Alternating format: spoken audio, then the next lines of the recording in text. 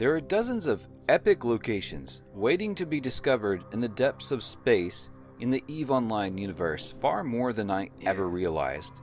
Some of them have been there for years and no one pays any attention to them, but with a little bit of curiosity you can discover some very interesting things. Not only are all of these locations visually interesting, they have a very interesting story behind them. In this video, let's highlight and tour 8 of the more famous EVE sites that you should visit. We'll have a good look at each one of them and tell the story behind them. I would encourage you yourself to not let this video spoil you and go out there and take a look, because there's no comparison between what I'm about to show you and actually flying around in them, and it will make a great adventure for your little story in EVE Online. Making this video has kind of made me feel more like a starship captain from Star Trek.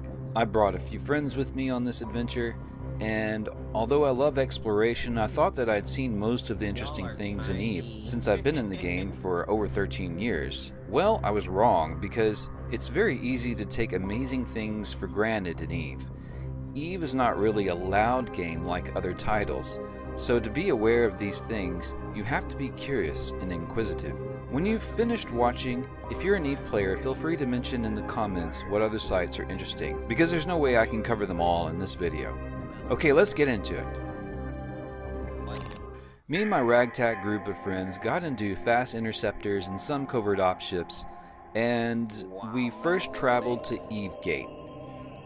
This is the most obvious place that I think every player should visit. The EVE Gate is the wormhole where mankind first entered the New Eden star cluster and began exploring and colonizing it. It connected from somewhere close to Earth about 15,000 years ago, and a new interstellar civilization formed in the New Eden cluster. But the EVE Gate suddenly collapsed and became impassable, beginning a dark age where interstellar travel hardly occurred for thousands of years until faster-than-light travel was rediscovered through stargates. The New Eden system is a low-security or mostly lawless space deep in the Genesis region, claimed by the Amar Empire, and it is generally pretty far from most things, even though it's kind of in the center of the map. The area is very remote without much player presence. When you come through the system, you'll notice it appears to be pretty much a garden variety system, except for the massive lighted remains of the collapsed wormhole. Apparently there are still gravimetric anomalies and energies here that are worth studying, which is why you see research stations here. And who knows, perhaps someday this wormhole will become active again, but don't hold your breath, as it hasn't been active for thousands of years. So yeah, go have a look at this. The next site is way out in Nullsec, in the system of BRattch 5RB. Here you'll find a Titan graveyard. Unlike other sites, this is something that was actually first created by players and then sort of maintained by the developers. Back in January of 2014, BRattch 5RB was the site of the biggest battle in all of MMO history at that time, involving over 7,000 player characters in a 20-hour period. The total number of players in the battlefield system peaked at 2,670. The dollar value of the destruction was estimated to be somewhere between $380,000 and upwards of $400,000 in today's money. Thousands of ships were destroyed, including 75 Titans, which are the biggest ships in EVE, comparable in size to a Super Star Destroyer from Star Wars. How this battle got started is kind of complicated due to game mechanics, but what happens often in EVE is something called a battle escalation. This one was no exception. To put it simply, the sovereignty of the player-controlled system was not maintained and temporarily vulnerable. Hundreds of players from the enemy began piling into the system, and then hundreds of players from the defenders began piling into the system, and this simply kept going until it escalated into this bloodbath. Players came to this system not just from the warring factions, but from all over the EVE universe. One thing that CCP had implemented to deal with all the players draining one server node was to use something called time dilation, and time itself, near and inside that system, would slow down to accommodate all the calculations that the server would have to deal with, so that it wouldn't burn up or crash. I was playing when this happened, and I remember where I was. I was somewhere in southern Amar space, being an explorer. I had heard about some big spectacular battle taking place way out in Nullsec, and then I noticed hundreds of players from the Test Alliance traveling through my system, trolling the local chat with nonsensical things as they do, obviously going somewhere big in a hurry. I later learned that this was the Battle of BRattch 5RB, and now CCP Games has left some Titan wreckage there for us to have a look and commemorate the battle. There have been a few battles since involving more players, but not very many, and none that escalated in such an organic and spontaneous way. Alright, let's go see Steve. What the hell is Steve, you ask? Well, Steve is the remains of the first Titan ever built. When CCP first introduced Titans into the game back in 2006, even if it took a seemingly impossible amount of resources to build, these were basically super weapons. These giant ships could create jump bridges or act as a kind of jump gate for fleets. They were huge and seemed practically invincible, and they had doomsday weapons that could wipe out entire fleets with one shot. Titans, although still powerful, have been nerfed quite a bit since then. The covert construction of Steve, an Amar Avatar class Titan, was orchestrated by Zarak of the Ascendant Frontier Alliance back in 2006, and its construction took months of very down-low grinding and logistics to achieve. The secrecy behind this construction was impeccable. Imagine the discipline of a man who builds the biggest space stick in gaming history without ever bragging about it ever until it was unleashed upon the galaxy. Steve was named after the late Steve Irwin, the Australian wildlife educator. Steve participated in many battles against her rivals, but Steve was such a threat to the other empires they could not allow it to exist. The battles involving Steve were chaotic because EVE Online did not have at the time dilation. The server could crash without warning in the middle of a fight, or individual players would lose connectivity randomly because of the server strain. This is theoretically what happened to Zarak in Steve's final moments. At one point, Steve was being hunted by hundreds of ships. Zarak found himself disconnected while Steve was at an empty safe location, but the enemy did manage to probe the Titan down and locate it. While Zarak was trying to log back in, hundreds of these ships converged on Steve and began pelting the lifeless Hulk. Zarak eventually logged back in enough to see the final moments of Steve, but logged back out again before Steve died. Zarak would later complain that his inability to log in was due to insider bias and influence with some of the game devs at CCP Games, although it was probably just some major copium on Zarak's part. But I enjoyed the wreck of Steve even more than the Titan graveyard of BRattch 5RB. Embers of the wreck still remain, aglow as it rests peacefully in space. Old Man Star. The low-sec system of Old Man Star has a name that is actually distinctive and memorable, unlike so many other system names in the game that either sound like gibberish or are simply a series of letters and numbers.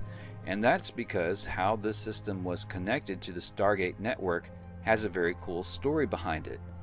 Back in the old days of colonization and the expansion in the EVE universe, to get a Stargate running in a new system, you had to fly it out there with an interstellar ship that could make no more than 30% of the speed of light. So once a new Stargate was planned, it might take decades to activate it. Eventually, jump drive technology was discovered, and you could equip the Stargate construction ships with those jump drives to deploy a new Stargate more quickly. But some 100 years before the time of the current EVE timeline, these jump drives were a new technology and untrustworthy. The jump drive on one of these ships malfunctioned, leaving the ship stranded in interstellar space, and all the crew abandoned ship except for one, a drone technician by the name of Dario. Dario, with the assistance of his beloved drones, was able to get the construction ship running again and proceeded at sublight speed to the destination, which took another 33 years. Dario was an old gray man by the time he arrived at the target system, but he still arrived, and along the way he improved the function of the ship's drones. He was able to build and anchor a Stargate using the resources from a nearby asteroid and drone labor. To the Gallente Federation's surprise, the old abandoned Stargate at Valor activated, connecting to the target system, and Dario came through. In honor of Dario, the new link system was renamed to Old Man Star, and Dario would later go on to create the Creodrone Corporation, which is where we get many of the drone designs in use today. You can see here at Old Man Star the Stargate anchored to the asteroid, with the remains of Dario's starship nearby. The Mekios Graveyard. We get back into HiSec for the next location in the heart of the Amar Empire at Sarum Prime, another ship graveyard from the remnants of the Battle of Sarum Prime. This was not a player battle, but an important battle in the lore of EVE Online. The Amar Empire and the Minmatar Republic are each other's arch enemies, and had been at war for some time. Minmatar are the primary slaves of the Amar Empire, but were able to rebel and form their own republic, eventually with some assistance from the Gallente Federation. But the Amar Empire has vast resources, so the Minmatar remains on the back foot until the return of the Minmatar elders, who build a massive fleet with financial backing of the Gallente Federation. The Elder fleet was built in secret, and eventually the Minmatar had enough, and so the Elder fleet, consisting of 3 Ragnarok Titans along with escorts, marauded through Amar space all the way to Sarum Prime, which is one of their core systems. This is where they were met with Jamil Sarum's fleet, who was an heir of the Amar throne once thought to be dead. She re-emerges and comes to the rescue, and in her possession is an ancient superweapon said to be of Terran design.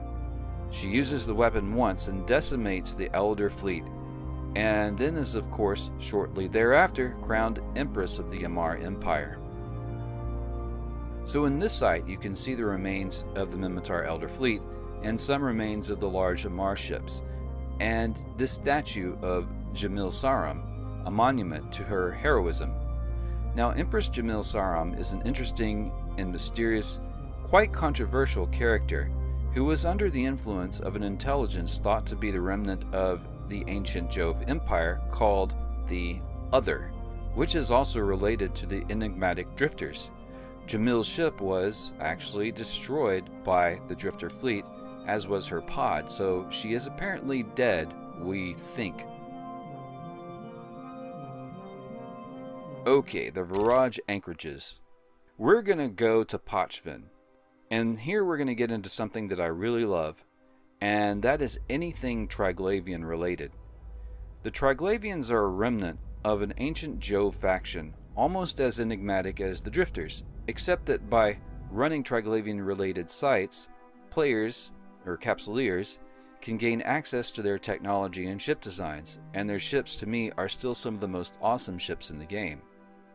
When the Triglavians first appeared, they eventually decided, well, they kind of had to invade all of Empire space, including HiSec, and over a period of time they were able to wrestle control of several star systems away from the response fleets of the major empires, with the help of many Capsuleers, which the Triglavians affectionately call, whatever passes as affection for a Triglavian, they called them Kybernauts, which includes persons like myself, and I identify as a Kybernaut. Anyway, I'm getting sidetracked here. The Triglavians have some of the most awesome megastructures in the game, including ships bigger than anything EVE players had seen, the Zordas class World Arcs. But even the World Arcs need a station or anchorage to dock at, and these stations are called Verage Anchorages. You can find these awesomely massive structures in the region of Pochven, which are the star systems the Triglavians grabbed from the empires. You can only reach Pochven in one of 2 ways. One is by locating a wormhole that connects to the region, or by using a Pochven filament, which will take you directly there. But no Stargate in Empire space will take you there. In each of the 3 home Pochven systems, near the Triglavian Stargates, you will find the Verage Anchorages. and these things are probably a few hundred kilometers in diameter. In this case, I'm running from Edencom rats. Why the Verage station doesn't just blast them for me, I'm not sure. But you can see what appears to be the entropic disintegrator ball turrets, massive ones. There are many hangar bays and entry locations marked by force fields, and there's a massive entropic energy ball in the middle here. This is similar to the energy balls that seem to power all Triglavian ships and structures. Right now, it seems pretty quiet here, other than the damned Edencom ship shooting at me. Self-righteous asses. I have to say that I do wonder if the architect of the Triglavian story has left the company, because the megastructure seems to be underutilized for now. But the next site, another station and megastructure, is certainly fully utilized in so many ways, and that's Zarak. Zarak is the only known system to contain a black hole in the EVE universe. Zarak is the heart of the new faction warfare for pirates feature of the game, involving the Angel Cartel, the Gristus Pirates, and the mysterious Deathless or Malachim Zealots, who were archaeological smugglers who seem to have located Zarak and reactivated many of the ancient Jovian structures in the system. The ancient Jovian stargates that lead into the system are interesting enough in their own right. They seem to be cloaked until you approach them, and then they appear.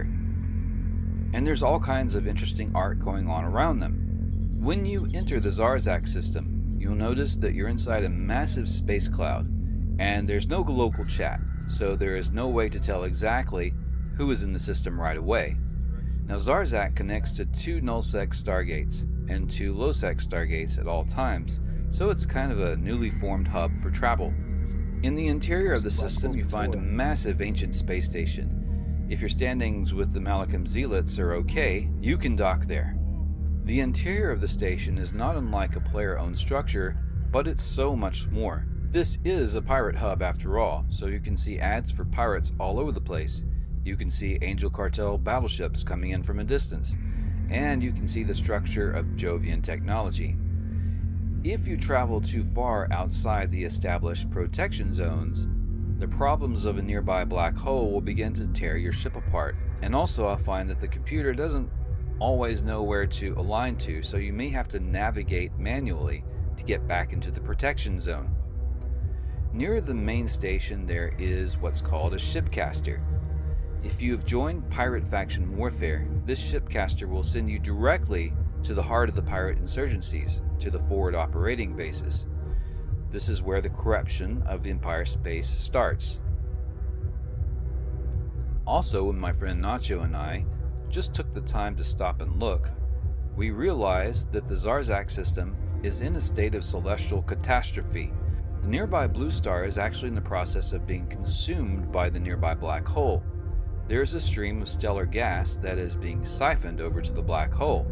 So yeah, just goes to show you, if you're curious and simply stop to look around, you'll figure out all kinds of fascinating things. And finally we'll come to the Eve Memorial of Fallen Capsuleers. And this site is a bit of a tearjerker, honestly. Here in the Malaya system, you will find a monument to people who have actually died, mostly those who play the game, I suspect. It consists simply of a central structure for anchorage and hundreds of free-floating cargo canisters with names and short messages that commemorate the fallen. Oddly enough, this started as a kind of roleplay where Capsuleer corpses are gathered, the ones you can pick up after a player character's capsule is killed. But over time, this has evolved to an actual memorial.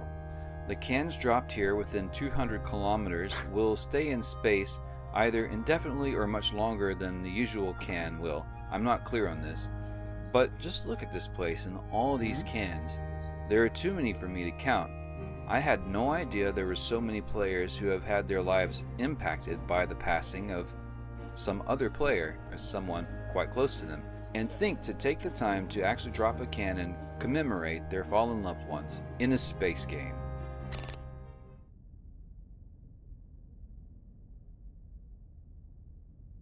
We're going to end it here. There are actually many other places in EVE worth visiting and investigating, and I think I would like to do another video on this. Special thanks to players who came with me on this little adventure, including Nacho, Isis Flynn, Antonis Set, and Shav Kindar Ray. We used small, fast ships to avoid danger on this voyage, but turns out exploration from one end of New Eden to another can be pretty dangerous, and not everyone was able to make it through the entire voyage. I'm aware of many other interesting locations, but feel free to mention in the comments of places that you've visited, and perhaps I'll cover these in another video. Also, I've decided, we'll go ahead and open up recruitment again for our EVE Online Corporation Interstellar Booty Hunters. We're a small, tight-knit group, sometimes lively, sometimes quiet, but never dead, and many players who have been in our corp before come and go, but they tell me that Booty feels like home to them. We are primarily a small gang PvP pirate corp, currently enrolled in Angel Cartel faction warfare, but as you can see, finding other things to do is a big part of what we do. We prefer players who are into PvP or into learning PvP, have been in the game for a few months, and Omega pilots with about 10 million skill points in combat skills. Occasionally I take on a noob, took one on recently, because it's kind of like bringing home an adorable puppy. But you noobs are kind of high maintenance sometimes, and if you're not allowed to join yet, it's nothing personal, perhaps someday in the future. Also, be sure to subscribe for more content. My enthusiasm for making content flows freely lately. As always, consider supporting the channel on patreon.com/resurrected. Alright everybody, fly bold! Jump radar on contact fleet, jump radar on contact